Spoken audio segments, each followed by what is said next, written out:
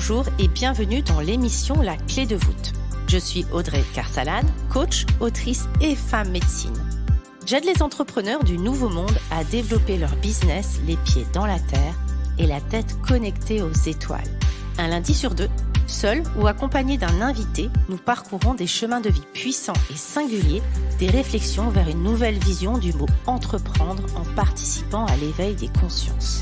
La clé de voûte, le trait d'union entre le monde visible et invisible de l'entrepreneur conscient de ses actions et à l'écoute de son intuition.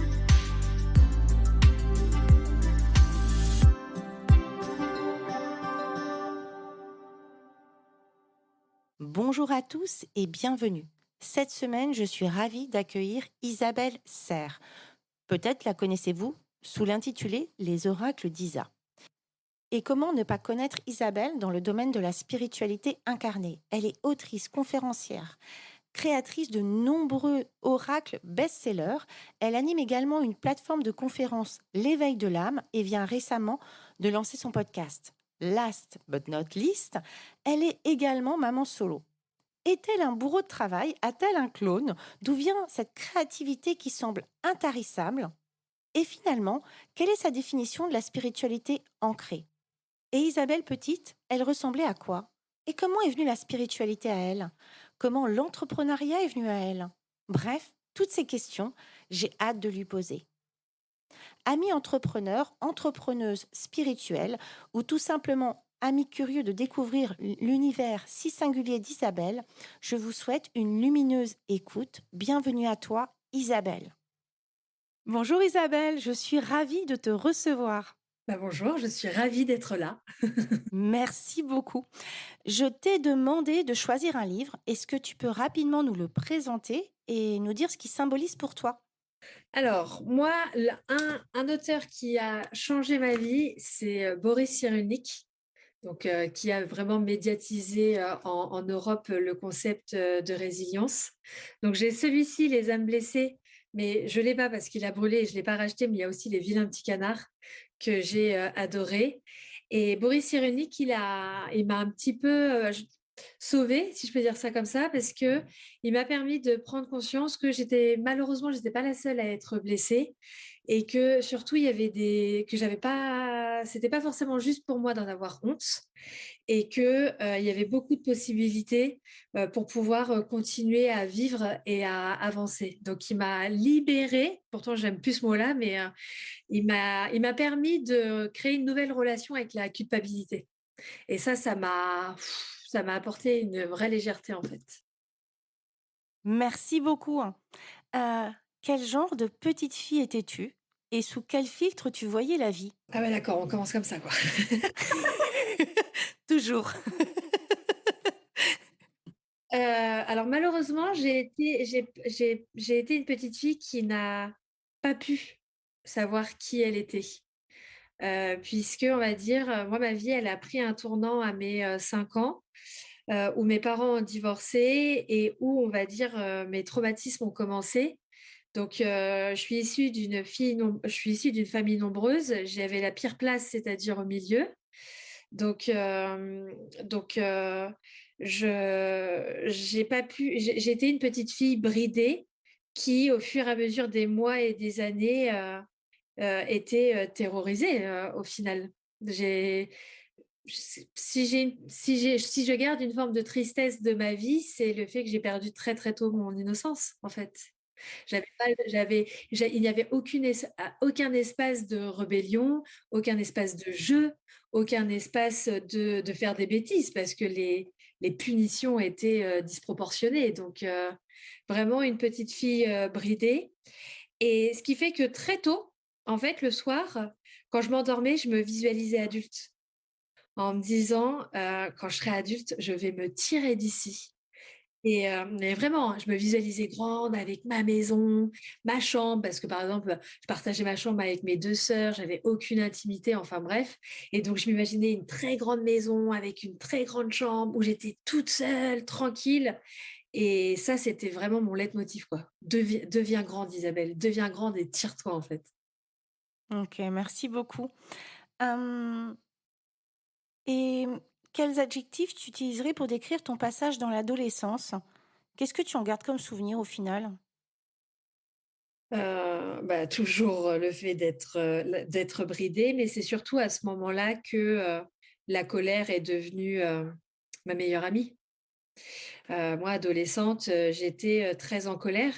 Bah, évidemment, hein, mes limites étaient dépassées en permanence, donc je ne pouvais être que colère et alors ça fait un peu ça fait un peu pato, mais à l'adolescence, vraiment, j'étais concentrée sur le fait de prendre ma liberté, donc c'était, colère et acharnement parce que je travaillais, d'une part parce que, bah, pour, c'est un truc tout bête, mais pour manger parce que ma mère ne travaillait plus. Et puis ensuite pour dire, «Il faut que j'ai un pécule pour vraiment pour me casser», donc c'était, colère et rébellion, en fait. Mmh. D'accord et les découvertes, la joie, les sorties entre copains et cetera? Ça n'existait pas du tout. Moi, j'ai découvert vraiment les joies des sorties, je suis partie de chez moi, juste après le bac, donc vu que je suis en fin d'année, j'avais même pas 18 ans, j'avais 17 ans et demi et c'est là que j'ai découvert, les soirées étudiantes, parce que j'étais la seule de mes amies à avoir un appart. Donc c'était là vraiment là, ça a été la fiesta là, mais très, très, très, très tard, très, très, très, très tard. C'est peut-être aussi que vient de là, je pense que j'ai gardé des séquelles, un peu d'inadaptation, sociale, heu, mais non, non, j'ai découvert ça, moi les booms d'anniversaire et tout ça, je connais pas, hein, je sais pas D'accord. je sais pas ce que c'est. Inviter des amis à la maison, je sais pas ce que c'est. Fêter même son anniversaire, je sais pas ce que c'est en fait. Moi, je l'ai fêté très tard mon anniversaire. Rien qu'à moi. D'accord, rien qu'à toi. OK, donc on si je comprends bien, quand on te le fêtait, c'était groupé? Bah, on va dire que j'ai un frère jumeau, heu, que également, ma grande sœur est née 6 ans plus tôt à la même date OK. et oui, du coup, bah, je te dis la place du milieu, c'est vraiment la merde. J'étais vraiment, j'ai eu ce voilà, le fait d'être fondue dans la masse, quoi. Oui, tu es ni trop grande pour, montrer l'exemple, avoir les responsabilités, éventuellement, voir que tu peux partir, plus rapidement que les autres, ni la petite dernière ou le petit dernier qui est normalement plus privilégié, plus chouchouté, protégé par tout le monde. C'est ça, exact. Même si vraiment ma grande sœur, j'ai envie pas sa place, bon, nous tous, hein, on n'a pas eu, ça n'a pas été simple pour nous tous et nous toutes, mais ouais, j'avais pas en plus, c'est le jour d'anniversaire, c'est aussi la fête de mon frère, donc vraiment, il y a cette journée était pour tout le monde, en fait. Il y avait pas ce côté, privilégié et d'ailleurs, c'est vrai que j'ai pas ce truc, de vouloir à tout prix maintenant fêter, mon anniversaire, surtout en approchant la quarantaine, tu sais, envie d'oublier, en fait. Je ne vois pas absolument pas de quoi tu parles. Suffit juste d'enlever quelques bougies, c'est tout. Exactement. Tu maman toi aujourd'hui, non? Oui, oui, oui, j'ai un petit garçon de 6 ans et demi. D'accord, que tu élèves seule. Je crois qu'on a ça en commun. Et la mienne a 7 ans et demi, tu vois? Donc il y a très peu de distance. Aujourd'hui, finalement, du coup, quelle est ta lecture, de devenir maman? Alors moi on va dire que je suis tombée enceinte alors que c'était pas, un projet.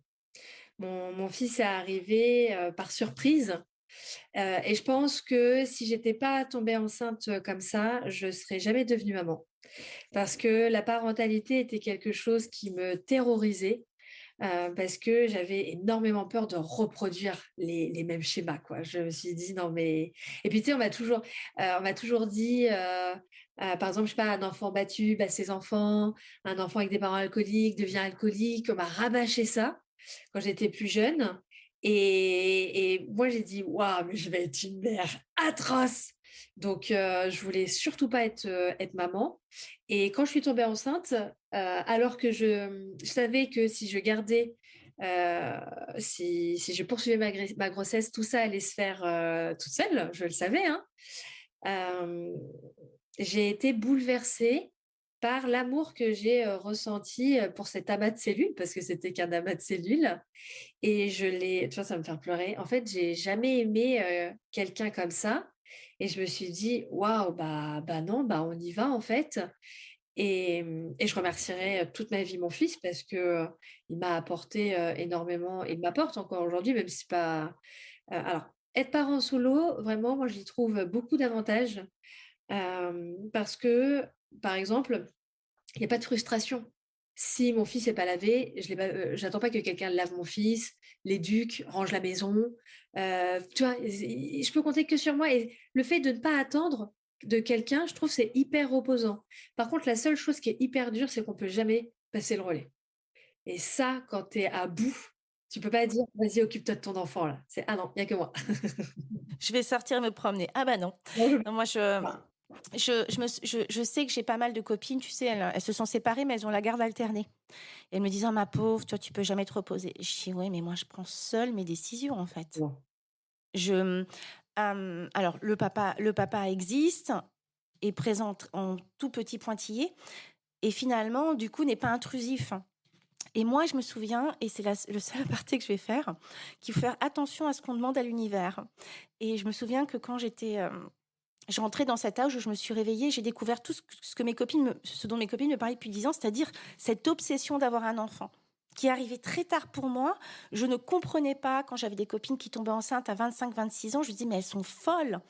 Moi, je faisais la fête, je sortais. Enfin, je ne comprenais pas le concept, tu vois, de se faire enfermer là-dedans. Et puis un jour, il y a eu un déclic parce que j'ai laissé de la place. Et j'arrivais à une tranche d'âge où j'entendais les mecs déjà pas très intéressants autour de moi dire non, non, les filles entre 35 et 40 ans, il faut les fuir, elles veulent des enfants. Exactement. Et je m'étais dit, bah, bougez pas, moi, je vais le faire toute seule. Je pars en vacances et quand je reviens, je vais me faire inséminer, quoi. Et ce sera mon gosse et au moins j'aurai de compte à rendre à personne. Donc, finalement, l'univers m'a bien entendu. J'ai pas fait d'insémination, il y a un vrai père, mais disons que j'ai une liberté assez absolue avec les contraintes effectivement que tu expliques, c'est-à-dire qu'il n'y a pas de relais ou très très peu et en pointillé. Je pense que dans toute situation, il y a du plus et du moins, hein, c'est comme tout et c'est surtout en fonction du regard qu'on porte. Et là où je te rejoins, c'est que ma fille, elle a changé ma vie. Pour moi, mon accouchement, alors parfois je le dis tout bas parce que je sais que pour certaines ça a été vraiment terrible. Ma grossesse et mon accouchement sont vraiment des souvenirs, même si j'étais malade, tout ça. Pour moi, mon accouchement est le plus beau jour de ma vie. Pardon. Mais le plus beau jour de ma vie. J'ai rigolé. Alors moi, j'ai eu une grossesse vraiment parfaite, mais l'accouchement, c'est le pire jour de ma vie. Alors que moi, pas du tout. J'avais pris de l'homéopathie. J'avais le CD de Vanessa Paradis Bliss qui tournait en boucle. On m'avait fait une péridurale. Et du coup, je savais pas, ça te shoot. Oui, oui, Donc, j'étais à moitié défoncée, tu vois. la péridurale. J'étais défoncée. J'étais là, ouh, aquarium. Bon, après, j'ai eu des points de soutien. Bon, bref, après, c'était moins sympa. Et quand on m'a posé ce petit être sur moi, je crois que mon cœur aurait pu s'arrêter de battre. Mais tu sais, Donc, c'est intéressant ce que tu dis. Alors moi, ça a été très très dur le jour de mon accouchement parce qu'en fait, j'arrivais pas à concevoir que déjà d'une part quelque chose qui n'était pas rentré allait sortir. Alors je me c'est comment c'est possible? Expliquez-moi. Et l'autre chose également qui me terrorisait, c'est de me dire qu'un être indépendant de pensée allait sortir de mon corps en fait. Ce concept me terrorisait. Et j'ai eu très très très très très mal. Pourtant vraiment je suis pas chochotte, hein, mais j'ai vu que mon esprit voulait pas accoucher. On va dire mon esprit luttait contre mon corps, donc vraiment les douleurs elles étaient atroces. Et c'est surtout, c'est pas la douleur physique qui reste, c'est tout ce que j'ai ressenti quand ils ont posé mon fils sur moi. Parce qu'en fait, il y avait tant un désespoir de oh, mais comment je vais faire pour le maintenir en vie? Tant un désespoir aussi fort qu'un amour profond, qu'une joie, qu'une détresse, tout ça en même temps. Et c'est toutes ces émotions-là qui m'ont traumatisée. Et j'ai dit une grossesse, un accouchement, pas deux. Ah, je laisse ça pour les autres. c'est bon. Bon, ok, merci beaucoup. Euh, Aujourd'hui, c'est bien le problème dans l'introduction, je ne savais plus comment te décrire parce que tu fais tout. Autrice, conférencière et pas auteur. J'ai apprécié quand j'ai lu ça sur ta bio. Autrice, conférencière, tu as une plateforme, l'éveil de l'âme, si j'ai bonne mémoire. On en est à combien d'oracles? Oh, j'arrête. C'est comme les tatouages, j'ai arrêté. C'est ça. Moi aussi, j'ai arrêté de compter. Et je te vois partout. Quand je vais me reposer et on nous propose des oracles, je te vois.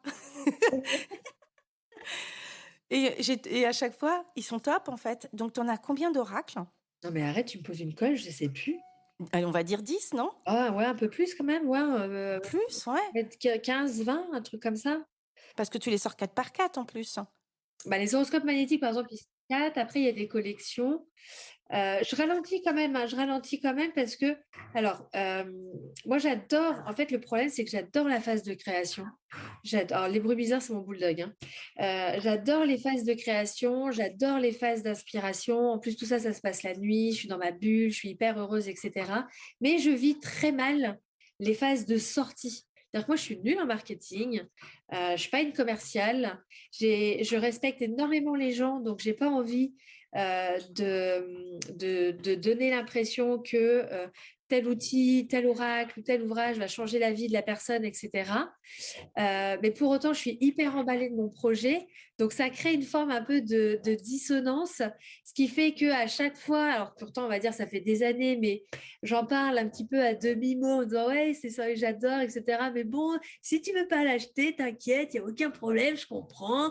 Et, et là, ça va, ça se calme. Mais par exemple, l'oracle de la voix des âmes, qui est mon oracle préféré de tous, il y a eu tellement un engouement quand il est sorti que je me suis chopé 3 ulcères à l'œil. J'en avais 2 ulcères à un de mes yeux. Un de mes yeux, à un œil, pardon, et un autre ulcère à l'autre. Et là, je me suis dit, Isa, il faut que tu te détendes quand même parce que c'est bien de créer, mais tu veux aussi partager aux autres. Donc, il y a un moment où tu as besoin de te détendre. Donc, j'essaye de travailler là-dessus. Parce que les sorties, très souvent, c'est Virginie, ma meilleure amie, qui bosse avec moi, qui gère les réseaux sociaux. Moi, je suis en PLS dans ma chambre, dans le noir, limite en balançant, en disant, mais pourquoi j'ai fait ça? Mais pourquoi j'ai fait ça? Mais pourquoi j'ai fait ça? C'est quoi? C'est le syndrome de l'imposteur? C'est quoi? J'ai un fucking syndrome de l'imposteur. Qui est très présent, ouais. Et qui est ce mec qui est les jours de sortie pour lui, c'est jours de fête, il est là, il a mis son beau costume et il parade chez moi, quoi. Il prend toute la place, il est allongé sur ton salon, il fume des gros cigares, il y en a partout. Lui qui choisit les chaînes de la télé, quoi. C'est lui qui a la commande. Justement, parce que moi je te suis et du coup j'ai bien vu qu'il y avait une espèce de source qui semblait intarissable de créativité en toi. Ça te vient d'où tout ça? Eh bien, alors j'ai toujours eu beaucoup d'imagination parce que vu que mon univers extérieur était nul et même était terrorisant, je pense que malheureusement, hein, pour rester en vie, même si plus jeune, j'ai essayé de ne plus être en vie à 2 reprises, tellement que, oh putain, je vais pas pleurer, tellement que c'était trop dur en fait. Je me suis dit, mais pourquoi je vis si c'est pour vivre ça, quoi?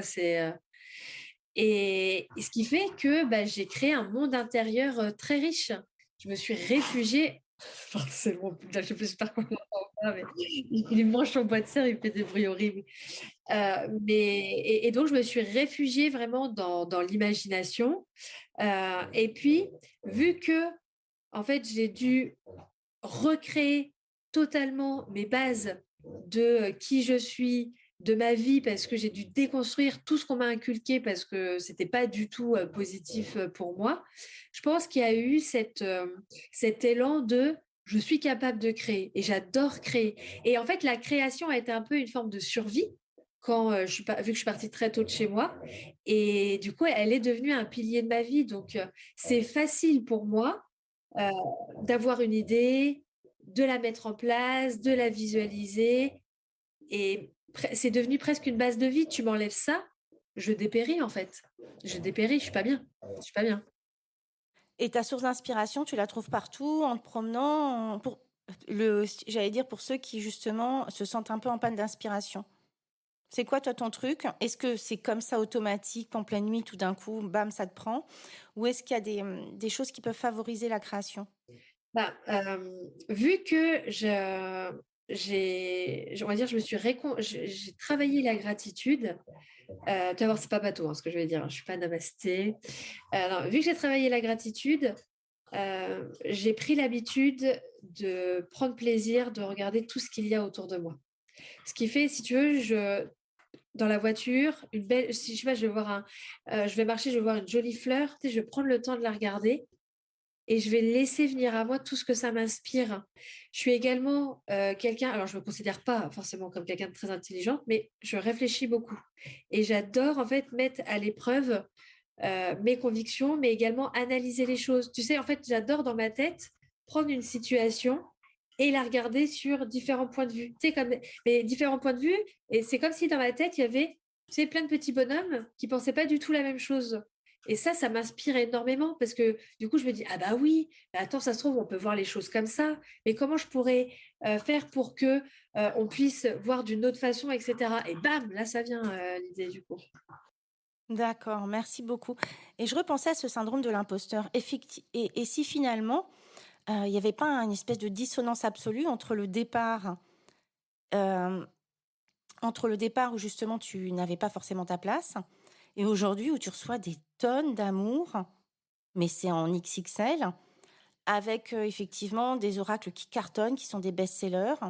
Je ne sais pas combien de livres tu as écrit. J'ai vu Lightworker. Je ne sais pas si tu en as écrit d'autres. Il y a le Tu pouvoir sais. insoupçonné de tes blessures et de tes blocages. Il y a les nombres boussoles et puis il y a les... Voilà, au moins 3 ou 4, évidemment. Je ne sais pas pourquoi j'ai posé cette question. 1000. Le Mimi, le Lion-Lion, le million. Le syndrome de l'imposteur, alors pareil, hein, de nouveau, c'est pas pour faire le pâteau, mais il faut savoir que moi j'ai grandi avec une belle-mère qui tous les matins me disait que j'étais qu'une bonne à rien et que pour le bien-être de la planète, il fallait me jeter à la flotte avec une pierre autour du cou. Et ça, j'avais le droit tous les matins. Donc même si je l'ai déconstruit, vu que j'étais très jeune, oui, c'est resté, et je pense que ça reste en moi. Et par exemple, cette belle-mère, j'étais première de ma classe en troisième. Et je voulais aller en seconde générale. Elle me dit, mais pas du tout, t'as pas du tout le niveau, quoi. Et puis, en fait, elle voulait me mettre dans un truc spécialisé, tu sais, en disant, ben, sur ma fiche d'orientation. Et c'est ma prof principale, tu sais, qui a regardé la fiche, qui a dit, mais c'est quoi ça? Et du coup, qui a barré et qui a mis seconde générale, quoi. Donc, oui, j'ai grandi avec ce truc de bah, je suis nulle à chier, en fait. C'est une évidence. Donc, tu vois, même à 37 ans, bah, il y a des séquelles encore par rapport à ça. Donc, et par rapport à tout ce qui est le fait de recevoir beaucoup de compliments ou de retours positifs, je prends énormément mes distances par rapport à ça, parce que moi, je veux pas de grand amour. Parce que déjà, c'est qu'une représentation, les gens, ils me connaissent pas. Ils ont une représentation de ce qu'ils veulent bien voir de moi. Parce que moi, je montre quelque chose et eux, ils voient quelque chose, mais en fonction de leur propre projection à eux. Donc, c'est complètement biaisé. Et puis, je me dis, à grand amour, grande haine, tu vois. Donc, je veux pas le retour de bâton. Donc, restons dans la modération, restons concentrés sur les outils et prenez conscience que même si vous me trouvez sympa, rigolote, etc., c'est cool, mais ça reste du parasocial et vous ne me connaissez pas. Donc, prenez une distance par rapport à ce que vous ressentez par rapport à moi pour pas vous auto-biaiser, quoi. Et puis ton cœur est déjà tellement pris par ton fils et par le petit monstre à pattes qui est en train de boulotter un truc derrière toi. Les deux, j'en ai deux, là, j'ai le Ah, t'en as 2. et j'ai la corgi que j'ai mis dehors parce qu'elle est insupportable. Voilà, c'est fou. Et ce dont tu parles, si je me trompe, c'est ce fameux effet miroir où je projette sur l'autre. Je projette mes fantasmes parce qu'elle a vécu les mêmes blessures que moi, elle me comprend, parce que elle a ce syndrome de l'imposteur, etc. Du coup, elle comprend ce que je vis au quotidien et donc elle incarne finalement quelque chose qui me nourrit ou qui me rassure. Et si jamais à un moment elle décide d'aller d'un autre côté, d'avoir tout d'un coup, enfin, d'avoir confiance en elle, tout d'un coup, ça devient une forme de trahison C'est ça, et je la déteste c'est ça. parce qu'elle a menti sur qui elle était. Voilà. Ou alors, finalement, elle va mieux. Non, non, c'est exactement ça. Et puis, je vais aussi me laisser le droit à l'imperfection. Je vais me laisser le droit à l'erreur parce que on est des êtres imparfaits. Et puis, surtout, c'est aussi une forme de respect des personnes. Parce que malheureusement, avec cette notion de relation parasociale et d'influence qu'on peut avoir sur les autres, sans s'en rendre compte, on peut les mettre dans une énergie de dépendance, de soumission. Et moi, j'ai pas envie de ça, en fait. J'ai envie de pouvoir me regarder dans une glace. Donc, c'est aussi un respect des autres. Et puis, après, voilà, il peut y avoir des attentes parce que elle m'a pas répondu ou elle a pas vu ma story ou machin. Mais on n'est pas amis. Je suis pas votre amie parce que je ne vous connais pas et vous ne me connaissez pas. Et ça, je trouve que c'est hyper important parce que moi, je l'ai parce que je respecte énormément les personnes qui me suivent et les personnes qui sont sensibles à mon travail. Et surtout, et puis déjà, j'ai pas envie de prendre la grosse tête, j'ai pas envie de rentrer dans l'ego spirituel, j'ai pas envie d'être un gourou, c'est pas le projet d'ouvrir ma secte. Et surtout aussi, quand on est dans la spiritualité, parfois, on peut entrer dans des moments de grande vulnérabilité. Et moi, j'ai pas envie que cette vulnérabilité des autres soit un profit pour moi, en fait. Donc, c'est pour ça que cet équilibre, il est hyper important à mes yeux. Merci beaucoup. D'ailleurs, je lisais sur ton profil que tu prônes une spiritualité ancrée. C'est quoi pour toi ça? Alors, moi, je fais la grande différence entre spiritualité doudou et spiritualité ancrée. La spiritualité doudou, c'est le fait de voir les concepts spirituels, les outils, les personnes dites spirituelles comme les sauveuses et les sauveurs. C'est-à-dire que dans la spiritualité doudou, tout ce qui est l'extérieur va venir tout expliquer, parce que tout a une explication, hein. Il n'y a pas de place pour la nuance, pour la perfection, tout a une explication. Et tout est libérable et tout est nettoyable, si je peux dire ça comme ça. La spiritualité doudou, elle embarque dans une énergie de soumission et de dépendance et surtout dans la spirale d'engagement. Ce qui est très dangereux dans la spiritualité doudou, c'est vraiment la spirale d'engagement et c'est le fait de ne dépendre que de l'extérieur et on se fuit au final. La spiritualité ancrée, c'est le fait de voir les concepts spirituels, les outils spirituels, les personnes dites spirituelles comme des outils, un soutien, un appui, mais qui aident à revenir à soi et à prendre conscience que notre principal guide, c'est nous. Et à prendre conscience également que le plus beau cadeau qu'on puisse se faire, en fait, c'est s'accepter et s'accepter dans sa totale imperfection. Donc c'est s'autoriser à avoir des jours avec et des jours sans. S'autoriser à dire: «Je ne sais pas». Il y a pas de place dans la spiritualité doudou à: «Je ne sais pas». Tu vois? C'est non, tout a un sens, mais tout n'a pas un sens en fait. On vit dans un monde qui est en perpétuel changement et mouvement. On est des énergies qui sont en perpétuel mouvement. Même s'il y a des choses qui sont écrites, il y a le libre arbitre de chacun. Donc non, tout n'a pas un sens en fait, dans ce monde. On va dire, il peut y avoir une grande ligne directrice, mais il y a plein, plein, plein, plein, plein de virages, tout autour et qui sont incontrôlables. La seule chose qu'on puisse faire, c'est de s'y adapter. Mhm. Merci beaucoup. D'ailleurs, ce podcast, il s'appelle La clé de voûte. C'est une idée des pieds vraiment ancrés dans la terre et de la tête connectée aux étoiles. Toi, comment tu fais finalement pour réussir à faire ce pont et à rester ancré tout en étant connecté à ta spiritualité? Et bah, déjà, tous les matins, c'est méditation d'ancrage. Alors ça, vraiment, pour ma santé mentale, c'est hyper important.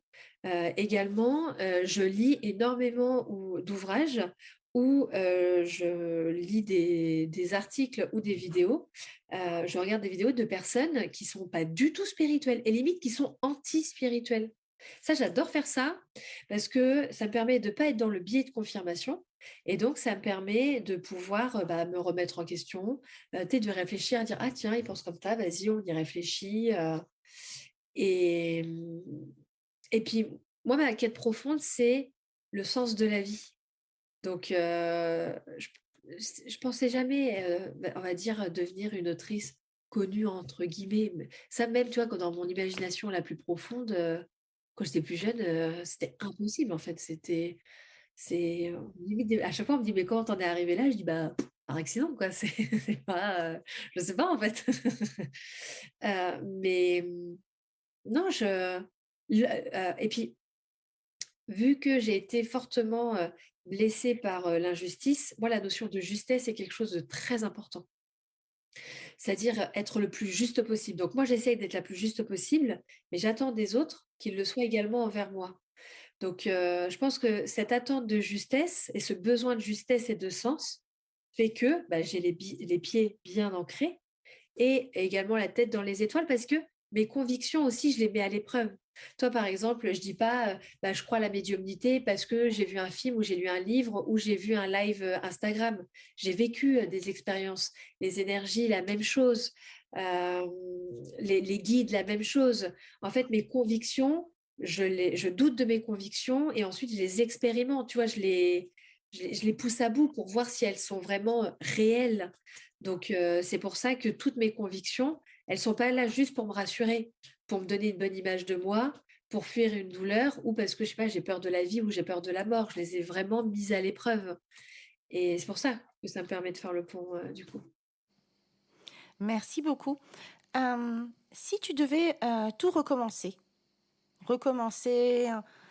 quelles erreurs tu éviterais et qu'est-ce que tu remettrais immédiatement en place pour vivre de ton activité, pour reconstruire finalement ce qui est venu en place? Parce que tu dis que, enfin, de ce que j'ai entendu, c'est je ne sais pas. Mais en fait, derrière, il y a quand même un bourreau de travail, non? Ouais, mais alors je travaille beaucoup. Alors ça vient de mon père aussi, hein. Mon père est quelqu'un qui travaillait énormément. Il m'a toujours dit, Isabelle, toi, c'est Isabelle dans la vie, il faut travailler. Donc ça, c'est inculqué de mon père. Euh, le problème, entre guillemets, de cette question, c'est que qui je serais si j'avais pas vécu tout ce que j'ai vécu? Donc, est-ce que j'ai quelque chose à modifier? Bah non, parce que ça fait la personne que je suis aujourd'hui, en fait. La question, c'est plutôt si demain, je sais pas, pour X, Y raison, ton compte Instagram saute, ou tes livres ne se vendent plus, etc. Et tu dois de nouveau lancer quelque chose de nouveau. Qu'est-ce que tu ferais? En fait, l'idée, c'est d'accompagner des entrepreneurs qui aimeraient se lancer, qui aimeraient peut-être 3 conseils pour essayer de vivre rapidement de leur activité ou en tout cas d'essayer d'arriver à en vivre, en fait. Et ben, la première chose, c'est l'authenticité. Très souvent, lorsqu'on se lance, on essaye d'aller voir ce qui marche. Bah, du moins, on va voir ce qui marche et on essaye de faire pareil. Alors que ça ne nous parle pas forcément. L'authenticité, en fait, c'est vraiment trouver sa patte, se dire, OK, je suis qui? Comment je vibre, entre guillemets? C'est quoi ma personnalité? C'est qui je suis? Et le transmettre. C'est-à-dire, alors peut-être en s'inspirant de codes qui fonctionnent, par exemple sur les réseaux de par l'algorithme, etc. On n'est pas dans le monde magique des bisounours, mais être authentique, ne pas chercher à plaire. Moi, tu vois, par exemple, je cherche pas à plaire. Je suis telle que je suis. Ça t'amuse, c'est cool. Tu peux pas me blairer, il n'y a pas de problème. Je le prends pas de façon personnelle, en fait. Mhm. Mais vraiment être authentique. La deuxième chose aussi, c'est être engagé. Parce qu'aujourd'hui aussi, avec les réseaux sociaux, par exemple, je sais pas, sur TikTok, une vidéo, tu fais une vidéo, elle devient virale, tu prends 100 000 abonnés, bisous, quoi. Mais ça arrive pas tout le temps. C'est-à-dire que c'est hyper important d'être engagé, je veux dire, d'être persévérante et persévérant. Parce que parfois, on peut essayer une semaine, toi, un mois, et puis se dire, bah, ça marche pas, etc. Non, être persévérant et dans cette persévérance-là aussi, oser modifier les choses. Parce que parfois, tu sais, on peut avoir une façon de faire en se disant, bah, non, mais c'est sûr, c'est comme ça. Soit on m'a dit qu'il fallait faire comme ça, soit je veux faire comme ça. Sauf que ça apporte pas forcément les choses qu'on attend. Et au-delà de cette persévérance, oser modifier certaines choses, je sais pas, des choses dans la communication, des choses dans la proposition. Mais tu sais, l'être humain, il a des difficultés à dire soit j'ai tort ou il a un peu de difficulté avec le changement. Oser ça. Vraiment, la patience aussi. Donc, la patience qui va avec l'engagement et la persévérance, l'authenticité et la modification. Quel conseil tu donnerais justement pour les gens qui se sentent un peu appelés par ce monde spirituel, ce monde invisible, mais qui finalement ont peur ou ont quelques réticences ou quelques peurs. Je dirais, moi, je sais qu'il y a des personnes qui ont très peur des esprits maléfiques, qui ont très peur de mettre les doigts dedans. J'ai même une personne qui m'avait écrit qu'une avait terminé, tu vois, dans un hôpital psychiatrique. Enfin voilà, il y a pas mal de choses qui tournent autour de ça. Qu'est-ce que tu donnerais comme conseil pour faire ça de façon plus sécure? Eh bien, déjà, se défaire des on m'a dit. Dès qu'on me dit on m'a dit, je dis c'est qui on? Tu vois? Beaucoup se défaire des on m'a dit et de remettre en question ce qu'on nous dit. Et déjà, je pense que la première chose, c'est pourquoi. Se poser vraiment la question. Oh, c'est drôle parce que, alors là, c'est pas une autopromo, hein, mais c'est ma méthode, c'est mon dernier livre, Pouvoir soupçonner des blessures et des blocages. Mais c'est vraiment se poser la question de pourquoi. Pourquoi, par exemple, parce que très souvent, et ça, moi, je m'en suis rendu compte quand je faisais des consultations, tu sais, quand je tirais les cartes, en fait, très souvent, il y a des personnes, et moi, je l'ai été la première, c'est pour ça qu'il n'y a aucun jugement de ma part, mais en fait, on veut absolument travailler son magnétisme, travailler sa médiumnité, ce qu'on veut absolument aider les autres, etc. Mais là, c'est parce qu'on est guidé par la mémoire sacrificielle. En fait, on a l'impression que pour être digne d'exister, il faut être utile pour les autres.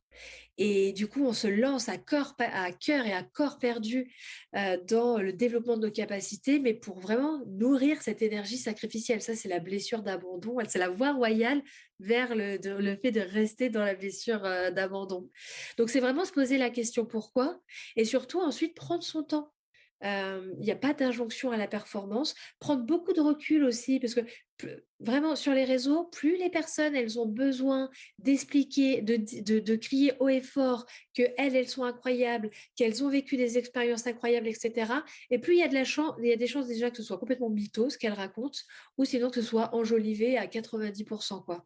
Donc prendre beaucoup de recul par rapport aux témoignages qu'elles peuvent entendre, par rapport au on m'a dit, et puis bah, prendre le temps de lire. Il y avait maintenant, avant les espaces ésotériques et spirituels, c'était, alors pardon, mais c'était un peu comme, tu sais, le rayon des films porno. C'est-à-dire que tu avais un gros rideau rouge et tu te C'est disais clair. tout bas, il est où il est où le rayon ésotérique? Tu avais un peu honte.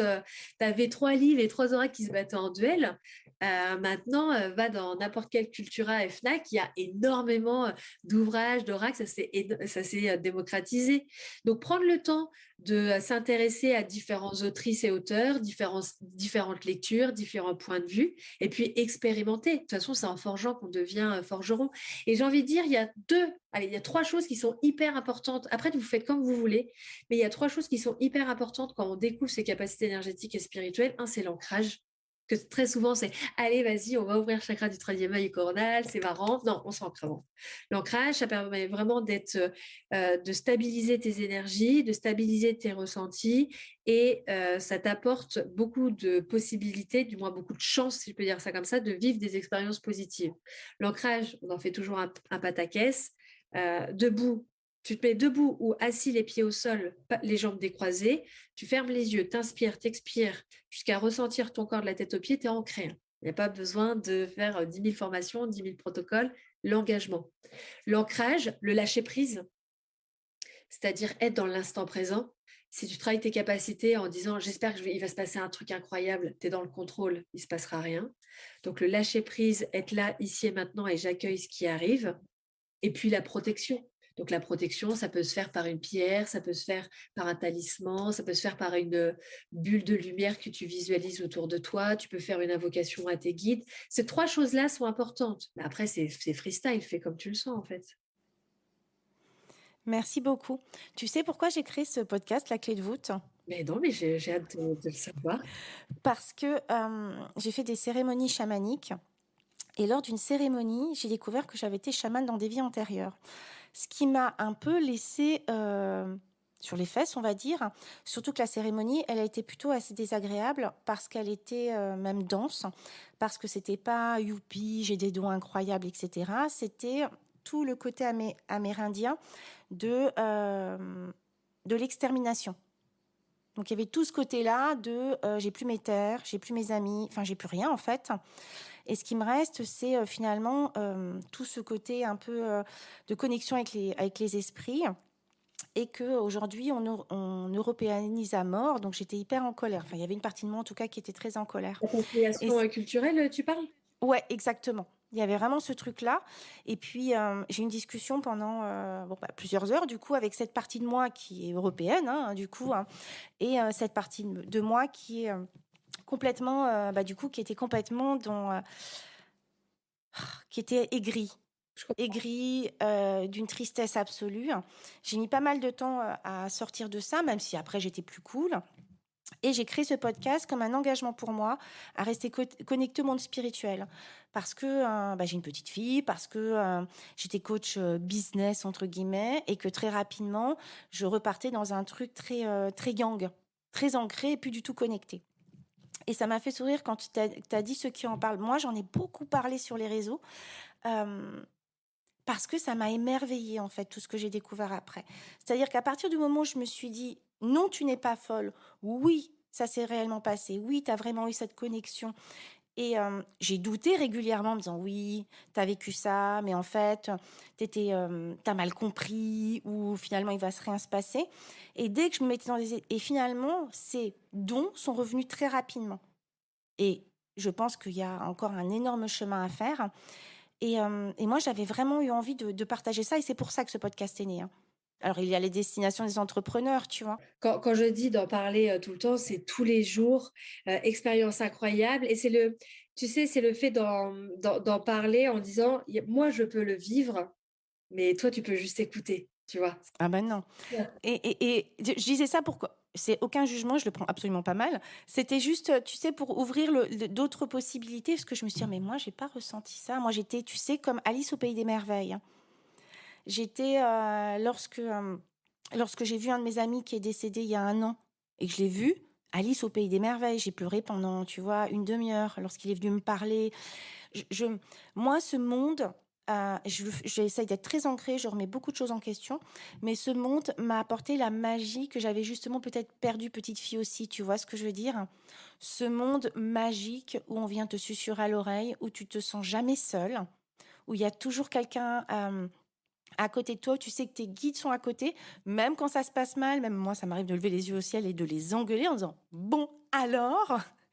Et je trouve que ça a ramené, une capacité d'émerveillement, assez dingue en moi. Je comprends. Je comprends tout à fait, c'est quelque chose aussi que je ressens par rapport à la spiritualité et moi, c'est le fait aussi qui m'a émerveillée, bah, toutes les expériences que j'ai vécues, c'est le fait de se dire: «Mais le monde est beaucoup plus large, C'est ça! complexe, que ce côté, matériel». Parce que moi, quand j'étais plus jeune, mon père, je dis toujours: «Mais papa, c'est quoi le but de la vie?» Il dit: «Bah, c'est d'avoir un bon travail, une maison», je dis: «Mais c'est chiant!» Exactement, exactement. Et je lui dis: «Attends, on est dans une bulle, dans un truc là qui flotte au milieu de nulle part. Ce nulle part, en plus, c'est en expansion dans quoi? On n'en sait rien et tu me dis que le but de ma vie, c'est d'acheter une maison et d'avoir un travail? Mais c'est nul!» Et j'étais en colère sur ça, tu vois? Et de faire des gosses avec le labrador Oui, et les pare-soleil Winnie l'ourson. Et après on me demande: «Pourquoi tu as attendu longtemps avant de faire un gosse?» Bah, moi ça me terrorisait. et surtout et puis, tu vois, pareil, quand j'étais plus jeune, la question, j'étais fascinée par l'amour. Je pense déjà aussi parce que j'en ai beaucoup manqué, mais toute personne, je disais: «C'est quoi le truc le plus fou que tu as fait par amour, en fait?» Je posais toujours cette question-là et et on m'expliquait du coup que, les tu vois, après donc j'ai un bac S pour faire plaisir à mon père, parce que mon père donc c'était: «Tu as eu combien en maths?» Tu vois? Il s'en foutait des autres, c'était: «Tu as eu combien en maths?» D'ailleurs, c'est très drôle. C'était la génération S, il fallait être, le les autres bacs, c'était nul. Exactement. Bon, j'ai fait bac S, j'ai eu 5 en maths et 16 en philo, donc j'ai vraiment loupé ma voie, tu vois? C'est un peu drôle. Mais du coup, on m'expliquait que voilà, tout est une question d'hormones, de synapses, et cetera. Et tu sais, à chaque fois, je levais la main et je disais: «Mais je suis pas d'accord, on est beaucoup plus complexe que ça». Je dis: «Parce que, à même cerveau, à même synapse, on a des réactions, différentes. Expliquez-moi», ça me mettait en colère. En fait, alors au-delà de mon passé, le fait que j'arrivais pas à comprendre cette vie, le fait, tu vois, par exemple, d'être aussi complexe et de vivre aussi peu, je dis: «Non mais». Ma mère, je lui disais: «Mais attends maman, je vais passer plus de temps morte que vivante». Elle me dit: «Pourquoi tu dis ça?» Je dis: «Bah, je vais vivre quoi, 80 ans? Mais je vais être morte pendant des milliards d'années». J'ai dit: «Ça n'a aucun sens!» En fait, ça faisait bugger mon cerveau et donc les études scientifiques, limite, je me suis dit: «Bon, bah, ça va me rassurer, tu vois, je vais comprendre comment on fonctionne». Non, ça m'avait encore plus énervée parce que je sentais qu'il me manquait quelque chose et quand je me suis ouverte à la spiritualité et que j'ai commencé, voilà, à m'intéresser au principe de réincarnation, des énergies et cetera, j'ai dit: «Mais c'est ça, en fait, c'est ces éléments-là qui me manquaient. Je comprends maintenant, je comprends». Tu vois, quand je disais toujours à ma mère: «Maman, je peux savoir pourquoi, tu laisses la télé allumée, tout le temps la nuit?» Et qui me dit: «Mais de quoi tu parles?» Je dis: «Bah oui, j'entends plein de voix dans le salon». Elle me dit: «Mais il y a pas la télé, la nuit dans le salon, en fait». Et tu vois, quand du coup, découvert le concept de médiumnité, je dis: «Ah, bah, c'est ça!» tu vois? Mmh. De, Et c'est venu comment à toi d'ailleurs tout ça? Depuis petite finalement, sauf que tu en avais pas conscience? Ah bah, c'est surtout qu'on m'a demandé de me taire. Moi c'était horrible, c'était, «Ah bah, tata Jeannette, elle est morte». «De quoi tu parles?» «Bah oui, elle est morte, elle a eu un caillot dans la jambe». «Mais pas du tout, tata Jeannette, elle est chez elle». Puis tu le téléphone qui sonne: «Bonjour, je suis désolée, votre tante est décédée, elle a fait une phlébite».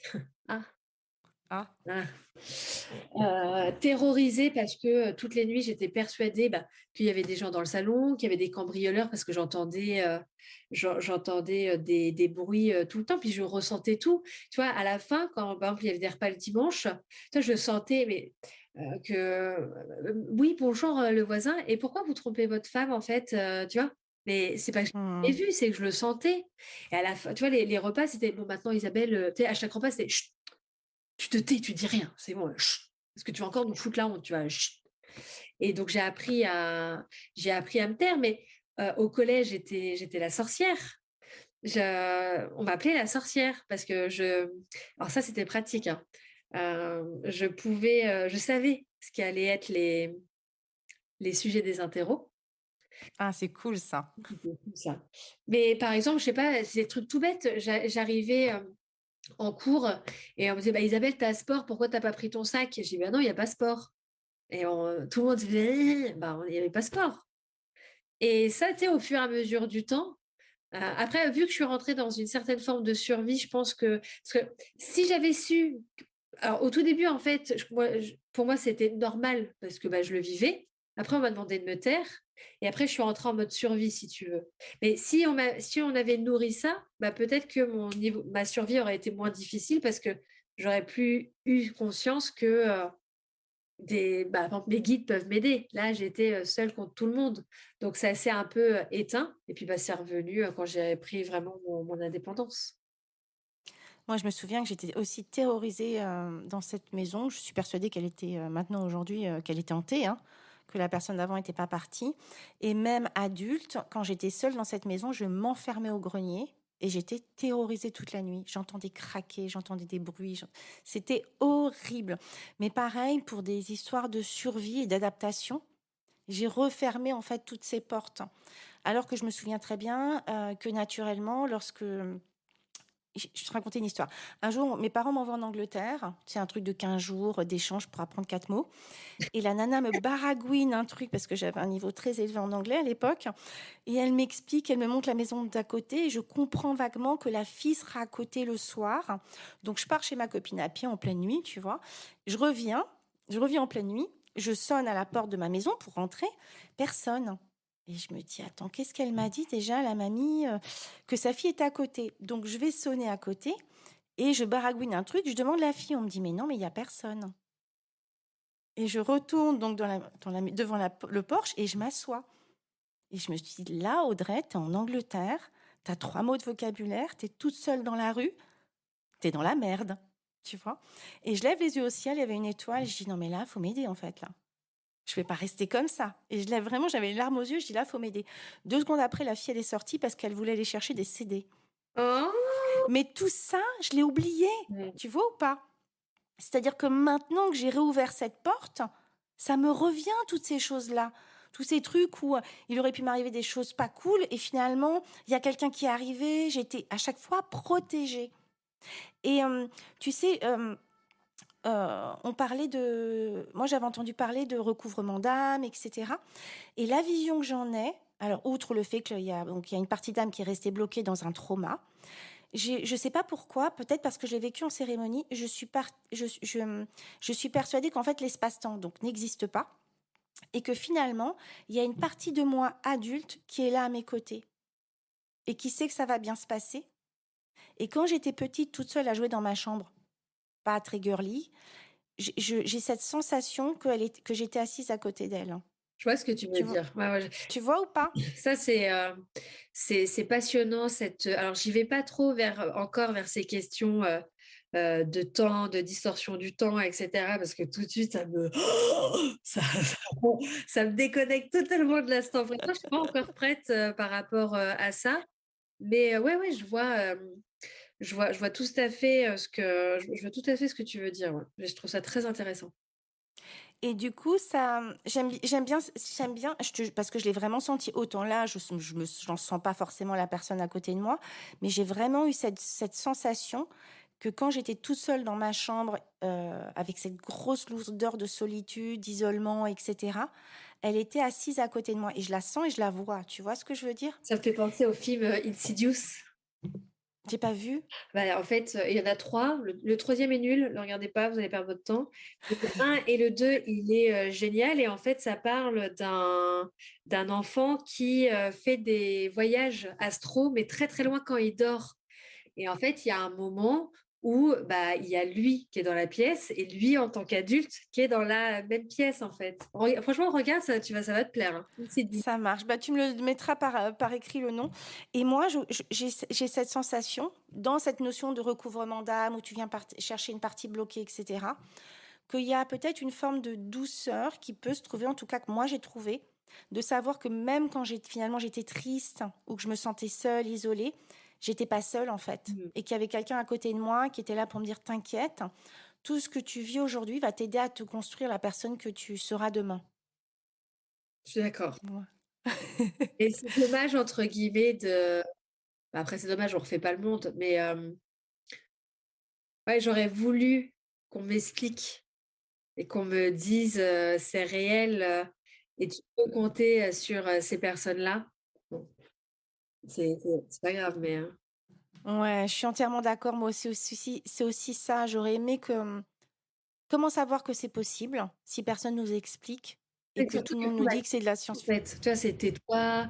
euh, et alors que mon père, il est médium, mais je pense que mon père, il y a eu énormément l'effet miroir. Après, mon père travaillait énormément. Hein. Il était directeur financier, il travaillait énormément. Puis il avait cinq enfants. Il fallait qu'il fasse vivre une famille de cinq enfants. Sept même, parce qu'après, il a eu deux autres enfants. Donc voilà.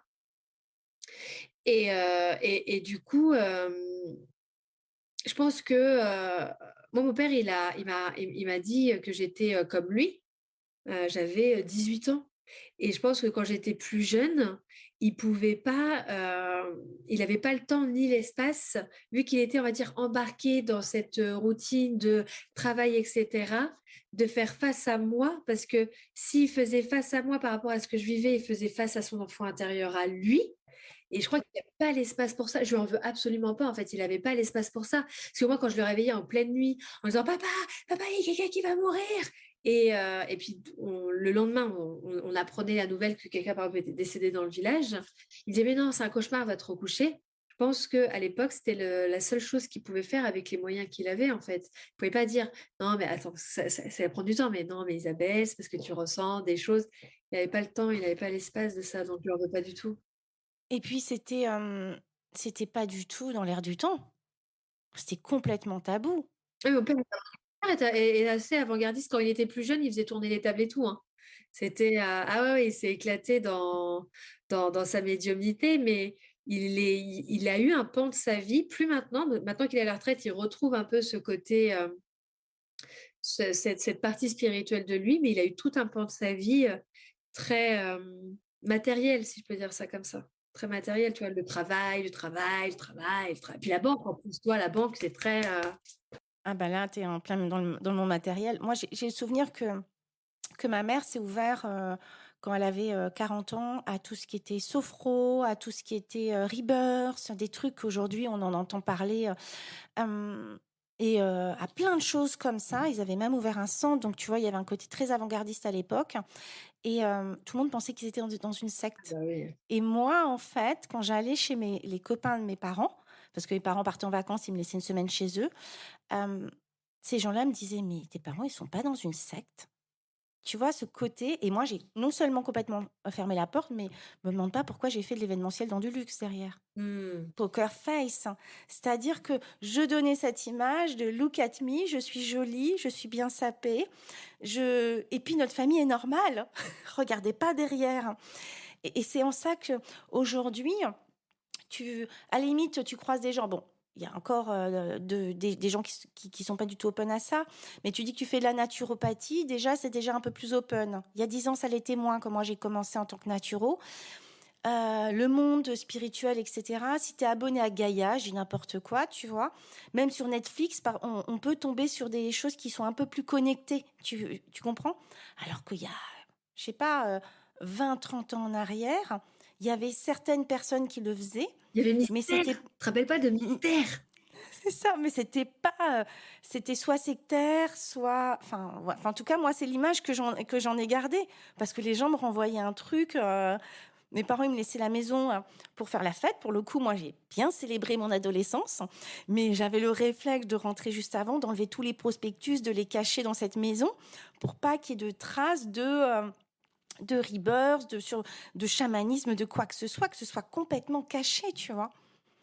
Donc voilà, donc je suis contente que ça vienne et je suis contente qu'on puisse commencer à en parler parce que parce qu'effectivement, pour rejoindre ce que tu dis, même si les gens ont peut-être pas autant de médiumnité développée ou quoi au caisse, ou ne parlent pas forcément au guide ou j'en sais rien, d'arriver à naviguer dans un monde plus autre que ce monde très matérialiste permet de donner davantage de couleurs ouais, et d'amplitude au monde, et en tout cas à notre vie. Mais au-delà de, alors si je peux me permettre de rebondir, parce que c'est hyper intéressant ce que tu dis, au-delà d'apporter des couleurs, c'est de voir notre monde Exactement. Ouais. qui n'est pas que matériel. Et vraiment, moi, le fait de comprendre la vie, de comprendre le monde, c'est quelque chose qui me motive. Et ouais, au lieu de, c'est vraiment le voir tel qu'il est, en fait, dans toutes ses possibilités. Tu vois, de prendre de la hauteur, de prendre du recul. Tu sais, c'est comme si on était, en fait, on nous avait appris à regarder une toile, tu sais, mais juste le quart de la C'est ça. toile. Et je trouve que la spiritualité aussi, elle permet de prendre du recul et de dire, non mais attends, en fait, la toile, je l'avais pas vue en entier, elle est magnifique là. Donc c'est vraiment la spiritualité, elle permet de voir le monde. Elle apporte. Toi, c'est pas de la pensée magique comme ont les enfants. C'est pas quelque chose qui vient rassurer. Tu vois, c'est pas du parfum, du pchit pchit pour cacher une mauvaise odeur. C'est vraiment le fait de se dire, attends, mais là, tu sais, je regardais trop près. Je voyais pas tout et maintenant je vois et ouais, c'est génial en fait. Ouais, il y a un côté, je ressens les possibles de l'immensité de la vie. Exactement. Et ça, je trouve que c'est grisant. Ah, exactement. Et je trouve que ça vient aussi nourrir et guérir des parties de cœur. Tout à fait. Bah, en plus, la curiosité, c'est une émotion négative une émotion négative, une émotion positive qui est géniale parce qu'elle invite à sortir de sa zone de confort. Et alors, c'est très bien parfois d'être dans. Si tu es bien dans ta zone de confort, reste-y, mais très souvent, l'être humain crée une zone de confort qui porte mal son nom parce qu'elle est inconfortable. Et la curiosité, le fait d'avoir cette excitation, en plus le fait d'être dans cette excitation, bah, tu profites davantage de l'instant présent, du coup tu sécrètes des hormones de bien-être, du coup tu es bien avec toi, donc tu es bien avec les autres. Donc en fait, c'est un cercle virtueux, tu vois, tout le monde est content. Donc ouais, moi j'aime cette curiosité, cette excitation, et plus tu es bien et plus oui, tu guéris des parties de toi parce que tu vas chercher le positif en toi en fait. Merci beaucoup, Aro. Que répondrais-tu à des personnes qui te disaient, t'es un peu bizarre, tu serais pas un peu perché quand même? Alors, on me le dit très souvent, j'avoue. Moi, je rigole et je dis, bah, moi, je suis juste moi, en fait. Toi, c'est drôle parce que, alors, moi, je vois un psy qui est un de mes héros, je l'adore, j'ai une passion pour mon psychologue. Et un jour, il m'a dit, mais est-ce que vous vous sentez différente des autres? Et en fait, je lui ai répondu, mais moi, j'en ai rien à faire d'être différente ou similaire. Je veux juste être moi, en fait. Que ce qui est une similarité ou une différente, peu m'importe. Je veux être moi. Et lorsqu'on me dit bah je suis bizarre ou je suis perchée, bah ou sinon je réponds, je dis bah qu'est-ce que tu vois en moi que tu veux pas voir chez toi en fait? Qu'est-ce que j'ose faire que toi tu n'oses pas faire? Aro! J'adore! Je le prends jamais comme une critique et surtout euh, je me donne l'autorisation d'être moi-même, donc c'est un beau cadeau que je me garde bien précieusement. Et surtout en te donnant, il y a une citation, on ne rend service à personne en ne pas osant briller de sa lumière ou un truc comme ça, tu vois. Et aussi, tu montres la possibilité à des gens qui, justement, vont peut-être se reconnaître en partie en toi, d'oser briller leur lumière. Donc, il y a un côté un petit peu aussi porteur, sans être dans la projection absolue dont on parlait, hein, mais j'ose prendre ma place. Et si vous en faisiez aussi de même, à votre rythme, comme vous le sentez, mais c'est possible en tout cas d'être différent et d'avancer. Bah, c'est pour ça que, en ayant conscience de cette relation parasociale, et vraiment je le dis avec beaucoup d'humilité, moi ce qui m'intéresse, c'est que la représentation que les gens ont de moi, vu que c'est biaisé, alors moi j'essaie d'être la plus honnête et la plus sincère possible, mais je ne peux pas du tout gérer les projections qu'on met sur moi. C'est pour ça, c'est la notion de relation parasociale. Mais mon but, c'est que ce soit vraiment une source d'inspiration. Parce que la différence en fait entre admiration et inspiration, admiration, en fait, on se pose et on regarde, mais on n'avance pas. Tu sais, c'est un peu l'énergie des poissons. C'est ah, c'est joli, j'admire. Alors que l'inspiration, c'est ouah, c'est génial, vas-y, j'avance de mon côté. Là, c'est l'énergie du bélier, c'est on trace en fait. Donc, si je peux être une source d'inspiration pour que les personnes qui sont sensibles à mon contenu, à la représentation qu'elles ont de moi, et alors, la seule chose qui est vraie, qui n'est pas parasociale, c'est quand on me dit que je suis drôle. Non, je rigole. Je confirme. Moi qui te connais tellement bien depuis 10 ans. Non, je rigole. Non, non. Mais du coup, voilà, le fait d'être une source d'inspiration pour que les personnes, elles puissent créer leur propre cadre de référence, qu'elles puissent s'accepter telles qu'elles sont, leur part sombre, leur part positive, qu'elles se foutent la paix à chercher une perfection qui est inatteignable, qu'elles acceptent que parfois, elles vont faire des trucs géniaux et que parfois, elles vont faire de la merde et que c'est normal, c'est humain, que ça fait partie de notre humanité et que ça les motive à se concentrer sur ce qui est important pour elles. Bon, bah, je suis hyper heureuse, quoi. Banco. Voilà, je suis hyper heureuse. On arrive à la fin et je voulais te laisser justement le mot de la fin. Qu'est-ce que tu auras envie de dire? Alors, je cite toujours un philosophe qui a les cheveux longs et qui est blond et qui dit « Aimons-nous vivants, n'attendons pas que la mort nous trouve du talent. » Aimons-nous debout. Non, le mot de la fin, c'est vrai, ça paraît pas si simple que ça paraît simple comme question, mais c'est pas si simple que ça. Hein.